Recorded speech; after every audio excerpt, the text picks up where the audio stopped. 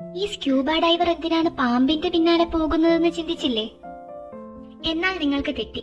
നീണ്ട മെലിഞ്ഞ് റിബൺ പോലിരിക്കുന്ന ഇവന്മാർ പാമ്പല്ല. ഇക്കോട്ടരാണ് Indo Pacific സമുദ്രത്തിൽ കാണുന്ന റിബൺ ഈൽ.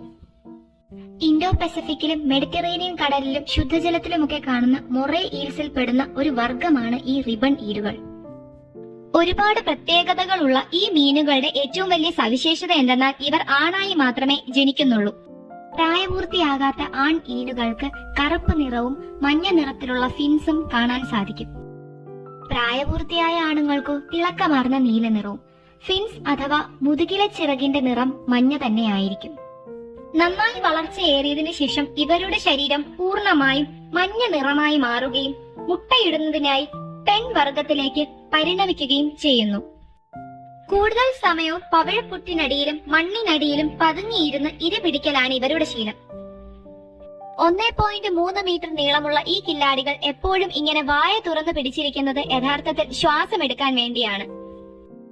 ചെറിയ മീനിനെയും ചെമ്മീനിനെയും ഒക്കെ ഭക്ഷണമാക്കുന്ന ഇവർ പെണ്ണായി മാറി മുട്ടയിട്ടതിനു ശേഷം കുറച്ചാഴ്ചകൾ മാത്രം ജീവിക്കുന്നു.